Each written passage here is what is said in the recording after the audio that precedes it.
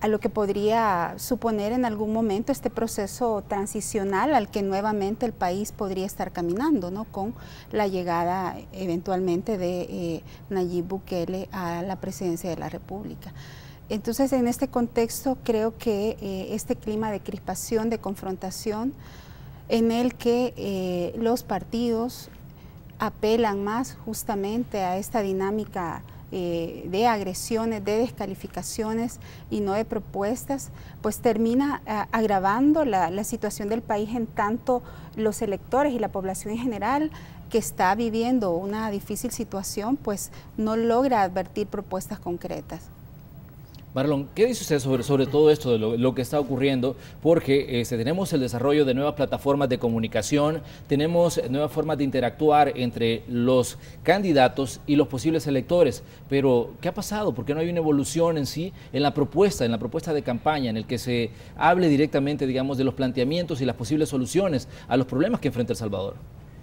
Sí, ciertamente creo que cuando hacemos análisis de campaña, hay que tener claro que ciertamente la campaña en buena manera es precisamente la movilización de las emociones, ¿verdad? Lo que busca una campaña es precisamente mover a la población a partir de ciertas emociones, pero claro está que movilizar emotivamente no quiere decir quitarle el sustento de realidad y de práctica que debe tener una campaña.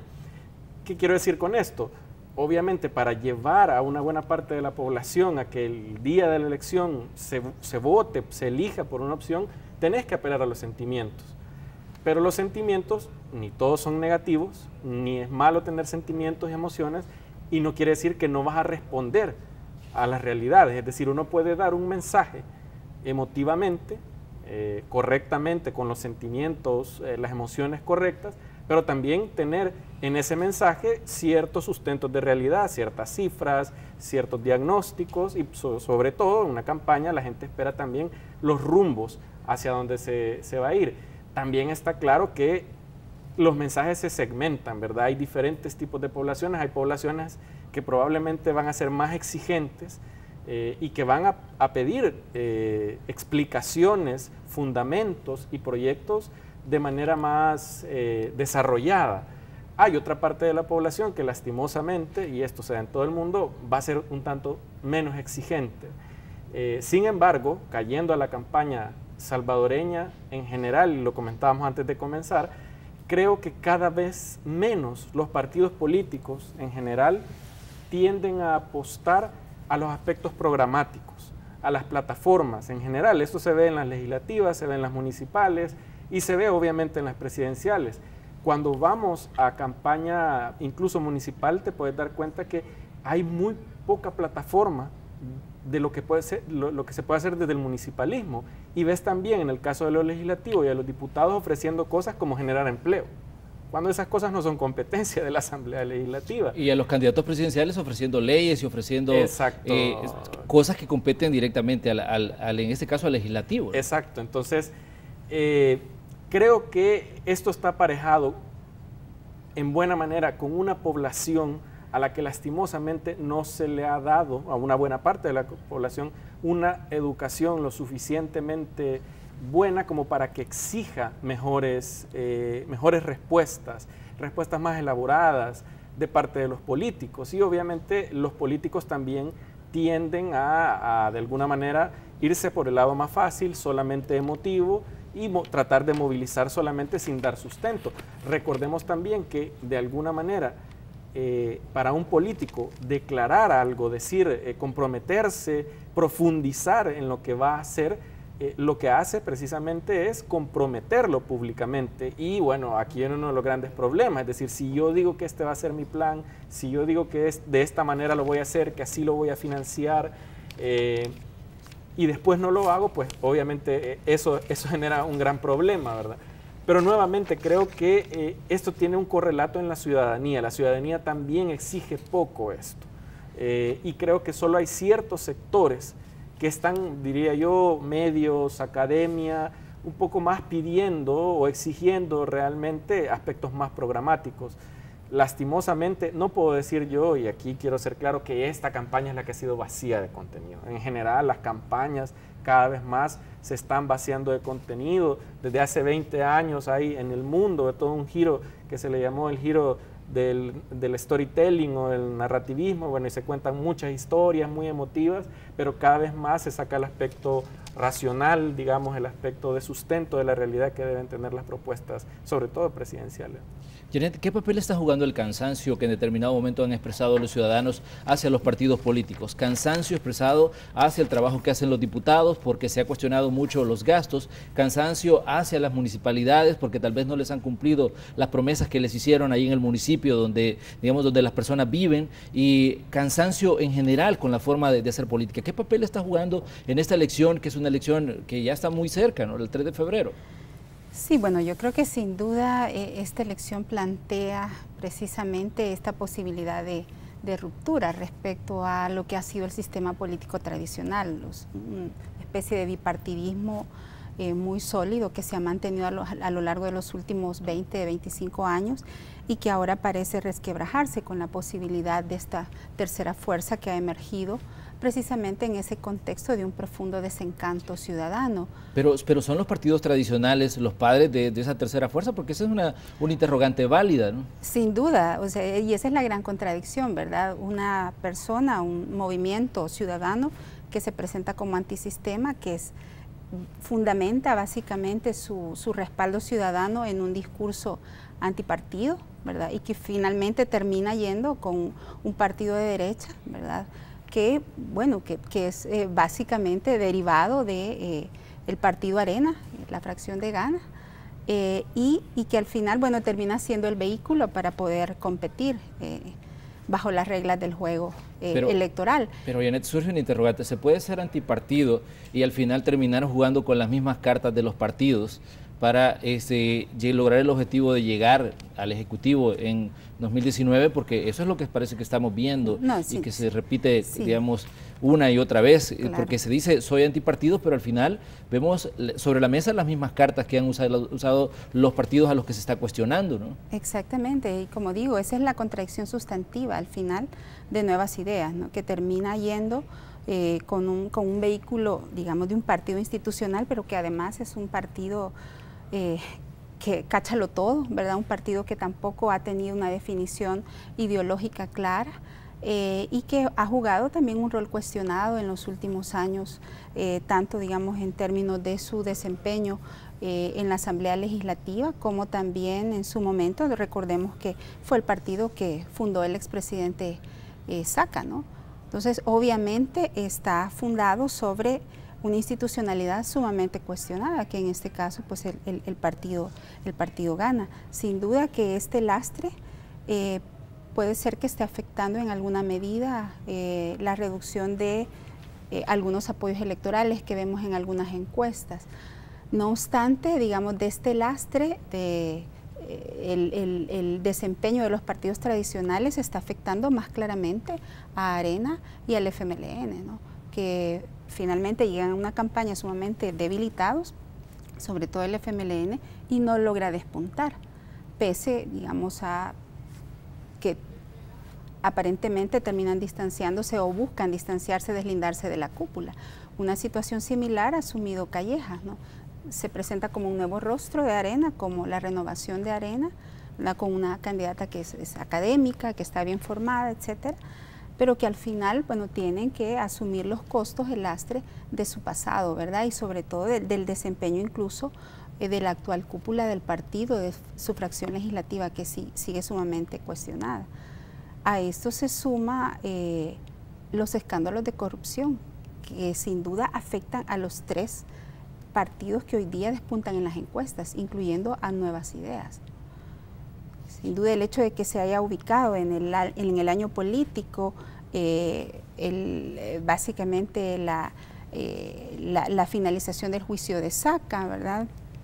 En el que la población logra conocer con detalles la manera en que robó los fondos del Estado, luego la investigación que pesa, los cargos que pesan hoy día contra Mauricio Funes, las 2 órdenes de captura, de alguna manera son elementos que están permeando en el electorado y que han abonado a ese clima de descontento, de cansancio, de hastío que ya veníamos viendo fundamentalmente desde las elecciones de 2015, ¿verdad? Y que se ha venido profundizando en los últimos años.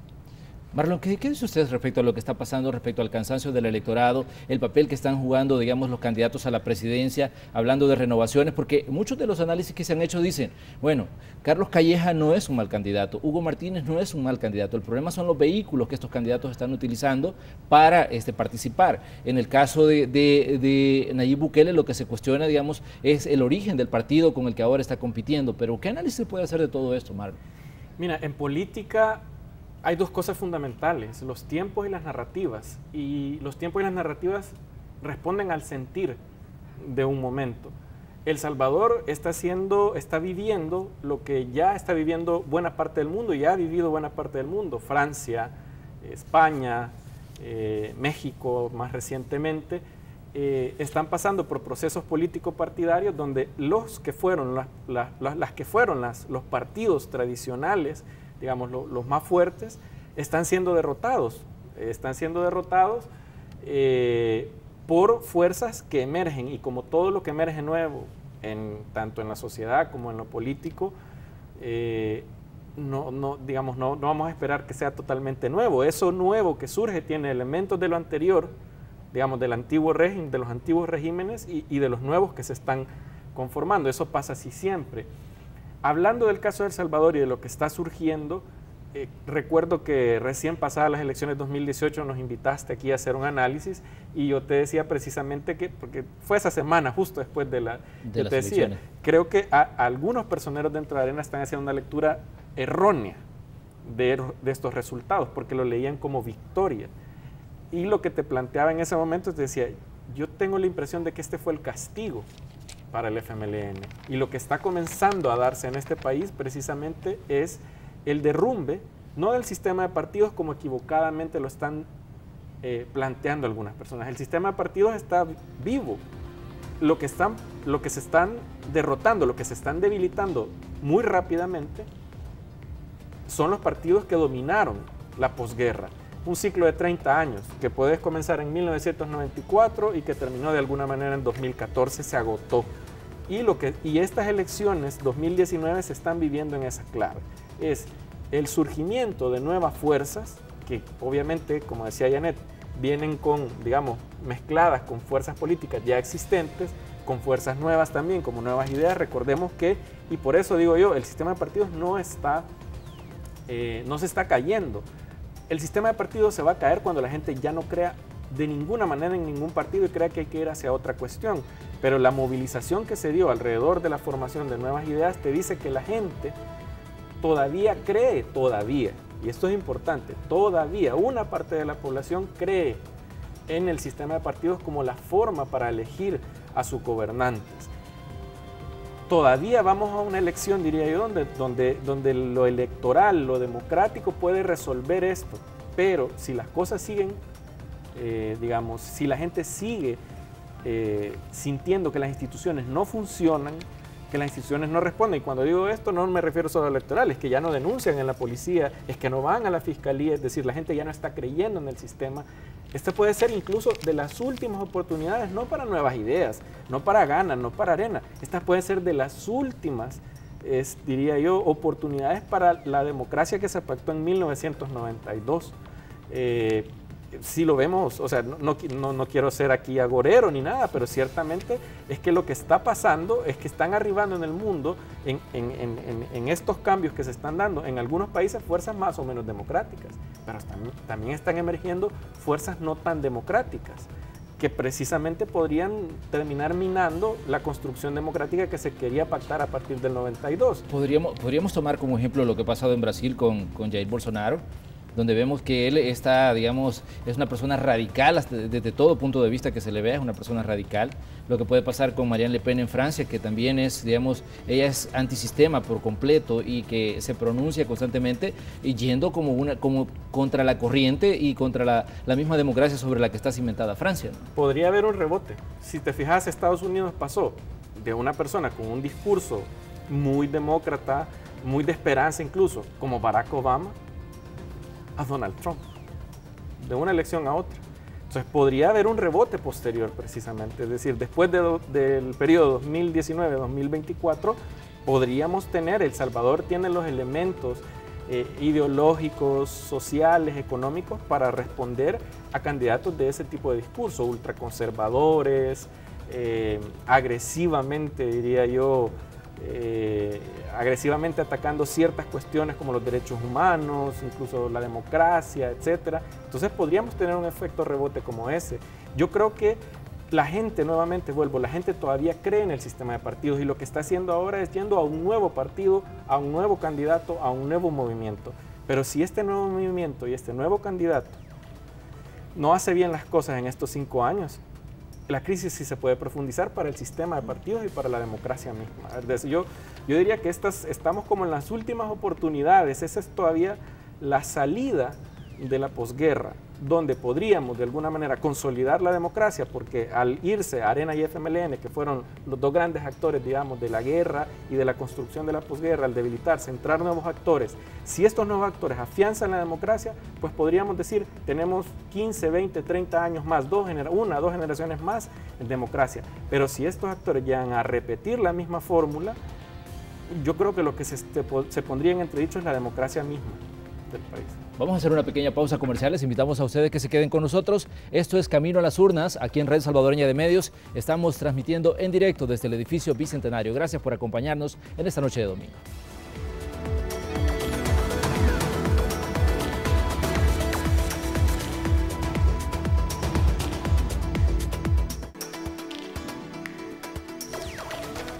Gracias por continuar con nosotros. Estamos en Camino a las Urnas aquí en Canal 12. Esta noche hacemos un análisis sobre lo que está pasando en materia electoral en el país y estamos muy cerca de la elección presidencial programada para el 3 de febrero de 2019. Hoy contamos con el análisis de Marlon Azora, politólogo, y también de Janet Aguilar, quien ha realizado diferentes investigaciones de temas de interés nacional para todos. Hablábamos sobre lo que está pasando con los planteamientos que hacen los candidatos presidenciales, pero hay otro actor que también es necesario revisar cómo está trabajando, el Tribunal Supremo Electoral. Los hechos recientes que han ocurrido a las afueras del tribunal se dieron hace unos días cuando vimos que gente de Nuevas Ideas llega, se manifiesta, protestan y dicen se está orquestando un fraude dentro del tribunal. Hay una conspiración en contra de la fórmula Gana Nuevas Ideas para evitar que gane la presidencia de la República. Se quiere cambiar el color de la papeleta, se quiere cambiar la posición. El tribunal sale y dice no, eso no es cierto, nosotros no estamos tomando ningún tipo de decisiones. Pero ¿cuál consideran ustedes que ha sido el papel del tribunal desde que comenzó esta campaña? Porque se le acusó que en determinado momento se hizo el ciego cuando había evidentemente una campaña adelantada. Ahora estamos ya muy cerca del proceso electoral y siguen los cuestionamientos contra el tribunal. Ahora de Nuevas Ideas y de Gana, que dicen que ahí se puede estar orquestando algo contra ellos. ¿Qué decir del papel que juega esta institución que es fundamental para el desarrollo de un proceso electoral, Janet? Pues sin duda yo creo que el desempeño del Tribunal Supremo Electoral, de este Tribunal Supremo Electoral, en las últimas 2 elecciones ha dejado mucho que desear. Y eso de alguna manera pues genera incertidumbre y preocupaciones en torno al rol que puede jugar de cara a este otro próximo proceso.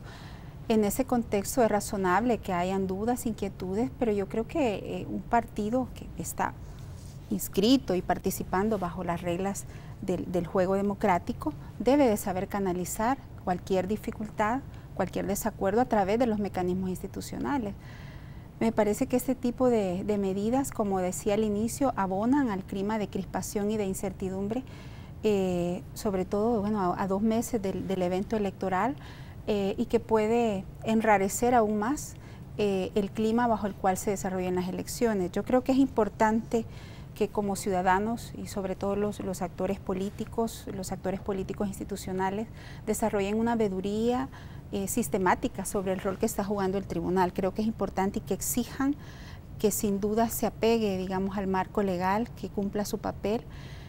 Pero obviamente, digamos, al final el rol del tribunal depende en buena medida de los mismos partidos políticos, ¿verdad? Hemos visto cómo en el pasado han tenido la capacidad de lograr acuerdos sobre temas cruciales, sobre, por ejemplo, las dificultades que hubo con la serie de actas en la elección de 2018.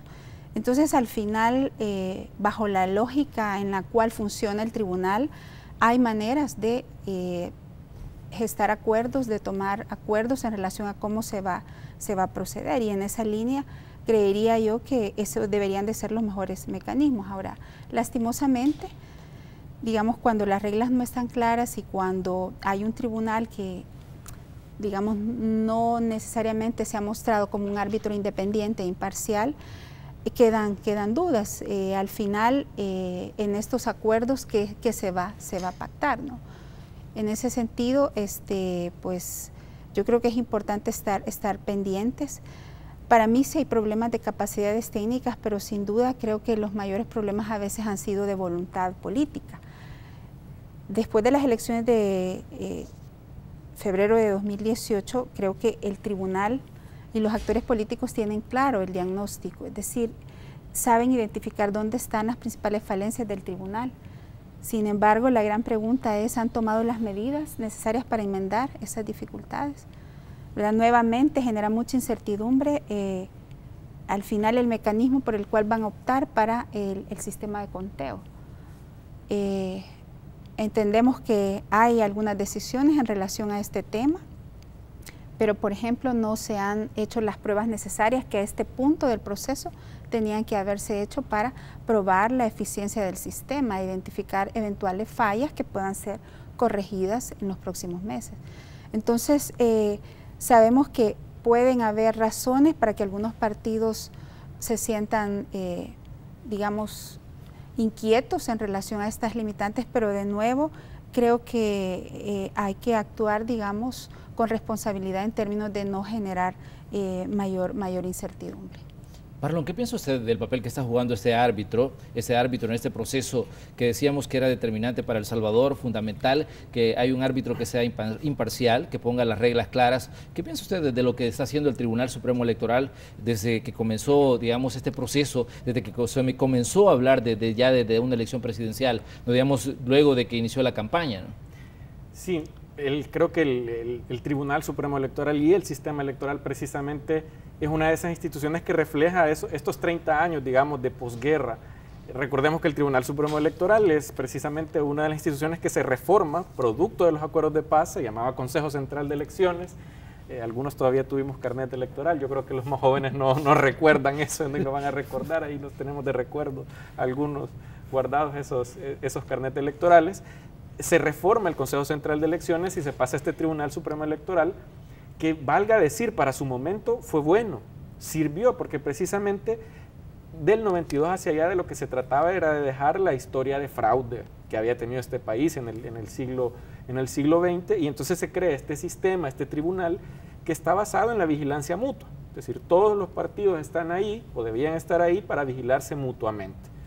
En su momento funcionó, pero como decía Janet, desde hace varias elecciones ese sistema se ha ido agotando. Los partidos lideraron todo ese proceso, han liderado todo este proceso, digamos, político electoral luego del 92. Salieron algunos actores, y eso es importante, como el ejército, que eran determinantes políticamente. Los partidos se lo tomaron, pero ahora los partidos ya no son suficientes y debemos ir hacia otro tipo de sistema electoral. Cuando digo que esté en crisis no me lo estoy inventando. En 2014, para la presidencial, el candidato que estaba perdiendo llamó al ejército, ¿verdad? Y recordemos que quien fue determinante para que finalmente se aplacaran las emociones, porque recuerden que hubo movilizaciones incluso de parte de Arena, para que se aplacaran las emociones, fue la Sala de lo Constitucional, y fue finalmente una sentencia de la Sala de lo Constitucional la que prácticamente le puso el fin al proceso electoral 2014 y dijo, ok, y a partir de ahí Sánchez Serén se acepta como presidente electo. Es decir, no nos estamos inventando la crisis. Todavía más esa crisis aparece cuando los conteos se dificultan, como para el caso de los diputados. Para este caso, 2018, ciertamente en la presidencial el conteo es menos difícil porque no cuenta con las características del voto cruzado y todo esto, pero eso no es la única forma de dificultad. Ya vimos que en el 2014, ya vimos lo que tuvimos. Creo, en el caso de Nuevas Ideas, que Gana está ahí, Gana es parte del Tribunal Supremo Electoral, el CD también está en el Tribunal Supremo Electoral representado, entonces Nuevas Ideas, a pesar de que Nuevas Ideas como partido no forma parte del Tribunal Supremo Electoral, sí está representado en todos los órganos, ¿verdad?, de esa vigilancia mutua del sistema electoral. Ahora, aquí tenemos una de esas grandes paradojas, y diría, por eso digo yo, creo que tenemos la última ventana de 5 años de oportunidad para la democracia. No nos estamos jugando solo una presidencial, es que cualquiera que sea electo, si vuelve a actuar con la misma irresponsabilidad, lo que puede hacer es echar atrás todo el proceso democrático. ¿Por qué? Porque quienes tienen que reformar el sistema electoral son los mismos partidos que están actualmente gobernando. Es decir, lo que vamos a elegir en 2019 va a ser un presidente, pero quien tiene que hacer las reformas legales, institucionales, para que ese sistema mejore, son los diputados que ya están electos, es decir, Arena, PDC, PCN, FMLN, Gana. Ellos ya están ahí, podrían hacerlo sin necesidad de un nuevo presidente, deberían hacerlo, por el bien de ellos mismos, porque yo diría que ellos están siendo ya los principales afectados y pueden serlo más todavía. Hay algo fundamental en el Tribunal Supremo Electoral y eso se viene diciendo desde 1994 que para la elección 94 esto ya estaba en el pacto que firmaron el doctor Rubén Zamora y el doctor Armando Calderón Sol y nunca se ha llevado a cabo. Imagínate, más de 30 años y no han llevado esa reforma. Es la separación del aspecto jurisdiccional, es decir, de la parte de la justicia electoral, de la cuestión administrativa logística. Ellos saben que deben hacer eso, ¿verdad? El órgano que va a impartir justicia debe ser independiente de los partidos, pero no lo han hecho. Y hay otra serie de reformas que tienen que hacer y como te digo, la paradoja es si estos partidos políticos lo van a hacer. Entonces, ojalá por el bien de este país y por el proceso democrático, porque este proceso democrático no es solo que la democracia nos guste porque sea una moda, es que ha costado sangre esta democracia, no es cualquier cosa. Ahí están miles y miles de víctimas, ¿verdad? Para que lleguemos a estos procesos, entonces, ojalá que en esta elección de verdad el resultado no vaya a ser tan ajustado. Ojalá sea lo suficientemente holgado como para que quede claro quién ganó o no, porque si no, muy probablemente, si es muy cerrado, nos vamos a ver, dadas precisamente las cuestiones que mencionaban, las actitudes que ya se están viendo, si es muy cerrado, podemos volver a verlas y hoy yo no sé si esta actual Sala de lo Constitucional va a tener el mismo aplomo que tuvo en su momento la Sala de lo Constitucional, y que no es un aplomo solo por tenerlo, es que de alguna manera se lo había ganado en ese momento, en esa coyuntura, para poder decidir una elección que vaya a ser demasiado cerrada. Ojalá, como te digo, por el bien del país, que la elección, y por lo que puedo ver en las encuestas, y meto la cuchara ahí, parece ser que la decisión no va a ser tan apretada. Sin embargo, todos los patrones de predicción electoral que hemos tenido en los 30 años anteriores no nos sirven, porque definitivamente vamos a una elección con otros elementos que no habíamos tenido antes, entonces podemos llevarnos una gran sorpresa. Podemos llevarnos una gran sorpresa como nos la llevamos con la derrota que tuvo, el tipo de derrota que tuvo el FMLN en las elecciones pasadas. Todos presumíamos que el FMLN iba a bajar, pero nunca creímos que iba a haber un desplome como este. Entonces, pueden pasar ese tipo de cosas en esta elección, pueden pasar cosas que no hemos visto y que entonces necesitemos de un Tribunal Supremo Electoral a la altura y muy probablemente no lo tenemos, Muy bien, hablemos de otros elementos que me parece que son importantes y lastimosamente en televisión el tiempo es nuestro enemigo y me gustaría que entráramos a hablar de aspectos fundamentales. ¿Qué piensan ustedes, Janet, de que de todos los candidatos que están en contienda hasta ahora, bueno, solo el FMLN ha presentado una plataforma y ha abordado algunos de los temas que son de interés del ciudadano, la seguridad pública? El resto de candidatos parece que está ausente por ahora el tema de cómo se va a enfrentar el fenómeno de las pandillas, casi no se habla de este tema, a pesar de que es un tema que se ha considerado de seguridad nacional, que es un tema que nos ha metido en muchos problemas a los salvadoreños durante los últimos años. Usted ha hecho investigaciones en materia de seguridad y cómo ve ahora, Janet, el hecho de que solo un partido presente un plan y hable de aspectos de seguridad, el resto hablan hasta cierto punto generalidades de cómo enfrentar un problema que afecta en el día a día al ciudadano de a pie, al ciudadano que viaja en el transporte colectivo, el que vive en los municipios populosos y que tiene que convivir en determinado momento con las pandillas. Yo creo que precisamente es una de las mayores preocupaciones, ¿verdad? Ciertamente, como ya señalaba Marlon, no estamos frente a cualquier elección, no solo por lo que implica en términos político-institucionales una eventual transición, un cambio, incluso reconfiguración del sistema de partidos a partir del debilitamiento de los dos partidos tradicionales, que es muy probable que se dé, sino también porque el país está enfrentando cada vez más graves desafíos y uno de ellos es precisamente el tema de la seguridad.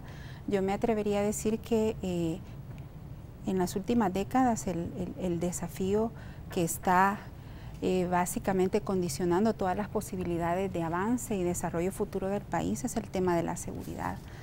Y para desgracia de los salvadoreños, no hemos tenido gobiernos, ¿verdad?, que respondan a las demandas y a las necesidades de la población y tampoco lo vemos ahora, digamos, con las propuestas que hemos conocido a este punto, realmente que haya una capacidad de parte de los partidos que quieren gobernar los próximos 5 años de encarar todos estos temas. De nuevo, lo que vemos son anuncios mediáticos, propuestas superficiales, en donde no se profundiza, en donde no se define programáticamente el cómo, el cuándo y el quién incluso, porque aquí no solo es un tema de buenas voluntades, es cierto, los planes programáticos recogen de alguna manera la aspiración, los principios, los propósitos de ese partido político, pero también esto tiene que traducirse en acciones de política pública, tiene que traducirse en presupuestos,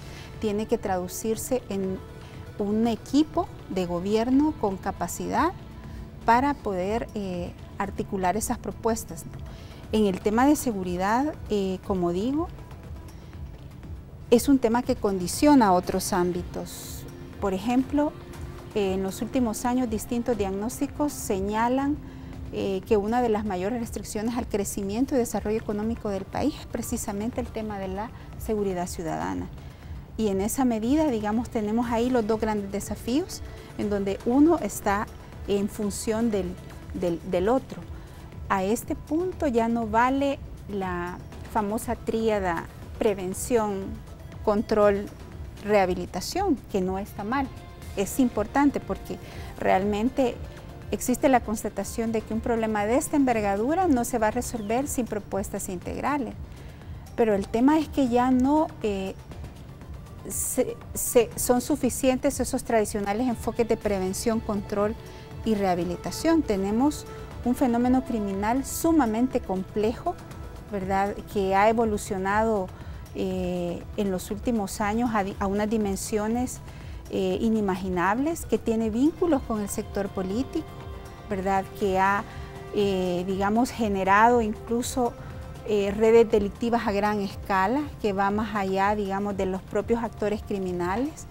Hay una cooptación, una captura del Estado que está también vinculado a todo el fenómeno de corrupción sistémica que ha afectado al Estado salvadoreño y que no se enfrenta, digamos, con las tradicionales fórmulas.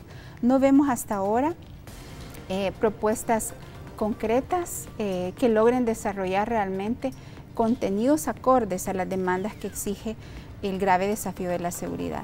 Quisiera referirme brevemente a algunas de las apuestas que señala el FMLN en el plan que hemos conocido, comentando también fuera del aire que realmente el FMLN es el único que ha presentado a este punto de la campaña un plan digamos, más completo.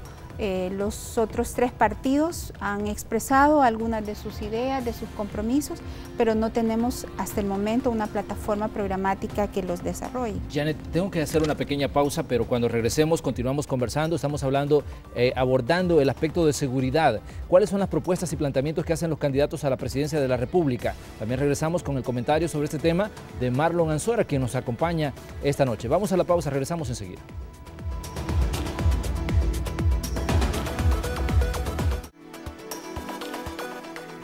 Gracias por continuar con nosotros. Esto es Camino a las Urnas aquí en Red Salvadoreña de Medios. Estamos hablando del contexto electoral que vive El Salvador, de las propuestas, los planteamientos que están haciendo los partidos políticos y abordábamos el tema seguridad. Janet, usted me decía que habían aspectos puntuales que había que mencionar del plan presentado por el FMLN, que hasta ahora ha sido el único partido que ha dado un documento en el que señala, digamos, algunos elementos de su plan de gobierno de ganar una elección. Sí, yo creo que un elemento que es transversal a muchas de las acciones que propone el FMLN es el tema de recuperar territorios, pero realmente no se profundiza en el cómo, ¿verdad? Hasta ahora no hay una propuesta, digamos, seria que vaya encaminada a entablar un diálogo con las pandillas para el desmontaje de la violencia, que es algo que más tarde o más temprano el gobierno que llegue deberá hacer, ¿verdad? Si no, estaremos perpetuando esta situación de inestabilidad, de violencia. Y no estoy hablando de los pactos mafiosos que en su momento todos los partidos, o casi todos los partidos han hecho en contextos electorales con las 3 pandillas, ni estoy hablando de la tregua entre pandillas, estoy hablando realmente del establecimiento de un diálogo en donde se incorpore estos actores para, digamos, poder hacer ese desmontaje de la violencia. Hasta ahora ninguno de los 3 partidos lo ha abordado. Pero por otra parte, por ejemplo, en el compromiso 20 de su plan de trabajo, el Frente habla de policía contra la corrupción. Realmente, en términos, digamos, de aspiraciones está muy bien, pero ¿sobre la base de qué policía? El FMLN ha dilapidado la última reserva moral del modelo civilista que quedaba de esta policía y que surgió con los acuerdos de paz y que además fue, digamos, uno de los principales objetivos de discusión en la mesa de negociación en el año 92. ¿Qué es lo que hemos visto? Ha básicamente cimentado, establecido un modelo de policía militar en esta lógica perversa de la guerra contra las pandillas y con ello han instalado prácticas perversas de corrupción, grupos de ejecución extralegal que funcionan dentro de la policía y una subcultura sumamente represiva y autoritaria, sobre todo contra los jóvenes, grupos estigmatizados. Entonces, ¿de qué estamos hablando? El gobierno que llegue, si quiere, y ahí quizás planteo, con eso cierro, uno de los mayores desafíos, no podemos estar hablando de mejorar la seguridad ciudadana si no refundamos esta policía. Para mí es fundamental hablar de un nuevo proceso de reforma policial.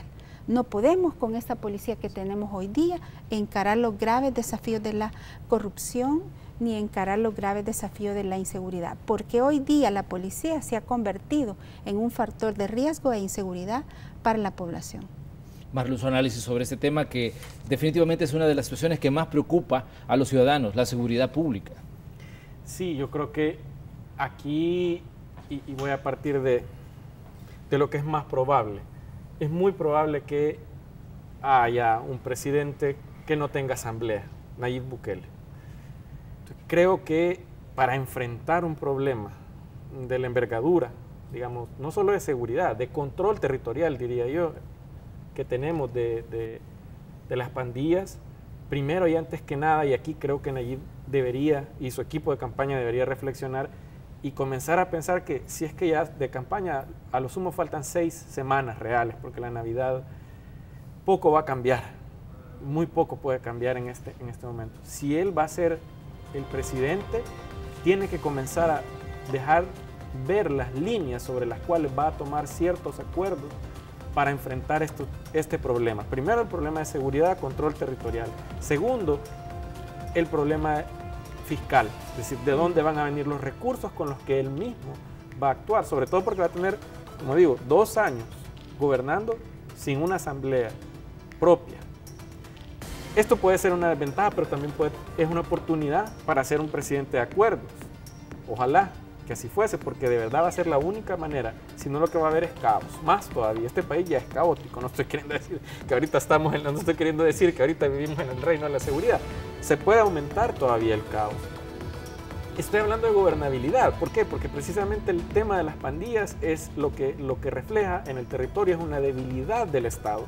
Y no estoy hablando del Estado en el sentido represivo, es una debilidad en cuanto a servicios. En esos territorios donde la pandilla controla, es donde los servicios de educación, los servicios de salud prácticamente no están. Los de justicia tampoco están. La gente busca salud, no encuentra. La gente busca educación, no encuentra, al menos no de buena calidad. La gente busca justicia y tampoco la encuentra. Y al contrario, en vez de ir a las instituciones formales, algunas ya comienzan a aparecer en los estudios que tienden a ir hacia esas organizaciones criminales para buscar un cierto tipo de justicia. Entonces, a lo que quiero llegar es que cualquiera que forme gobierno, si no es Nayib, si es Calleja, debe tomar grandes decisiones que solo se pueden tomar en acuerdos nacionales con los actores políticos que están en este momento representados formalmente, pero también tiene que tomar ciertos acuerdos con actores que no están en lo político, pero que son, digamos, que están en el marco legal, pero ciertamente con algunos que no están en el marco legal. Y no es que lo tienen que hacer a futuro, es que ya lo hicieron. Me baso en la propuesta de Nayib. Uno de los grandes éxitos de Nayib fue recuperar el centro histórico. Fue un éxito y creo que se debe seguir apostando a eso. Pero eso está sobre la base de ciertos acuerdos con las pandillas, que no me estoy inventando yo. Ahí están las investigaciones de varios medios de comunicación, comenzando la del Faro. Creo que lo importante aquí es transparentar sobre la base de que se dieron esas negociaciones y sobre la base de que se van a dar las negociaciones. Pero sobre todo, que pongan al país enfrente y que lo que se negocie sea precisamente el desmontaje de la violencia y de la criminalidad, porque si seguimos pactando, como mencionaba Janet, debajo de agua, lo único que estamos haciendo es fortaleciendo el cariz, el talante criminal de las pandillas, y lo que estamos haciendo es alargando la problemática y profundizándola, complejizándola. Entonces creo que hay que ser valientes.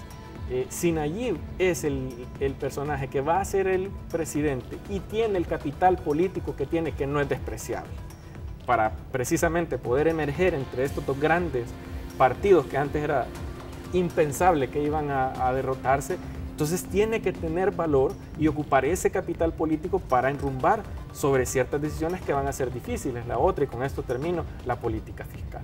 Este país está altamente endeudado y no podemos ir sobre esa misma lógica. Y tenemos que hablar de impuestos, pero nuevamente hay que ser valientes. Van a seguir, y tiene que aprender de, este es el gran castigo que se está pasando al FMLN. El FMLN tomó la decisión de seguirle poniendo los impuestos a los mismos de siempre, la clase media, la clase trabajadora, la clase pobre, los consumidores. Entonces esas cosas son las que tiene que enfrentar el próximo gobierno, y esas son las cosas que lastimosamente todavía no hemos visto hablar en forma a los candidatos presidenciales. Vamos a ir a nuestra última pausa comercial y regresamos con el cierre de Camino a las Urnas de este domingo.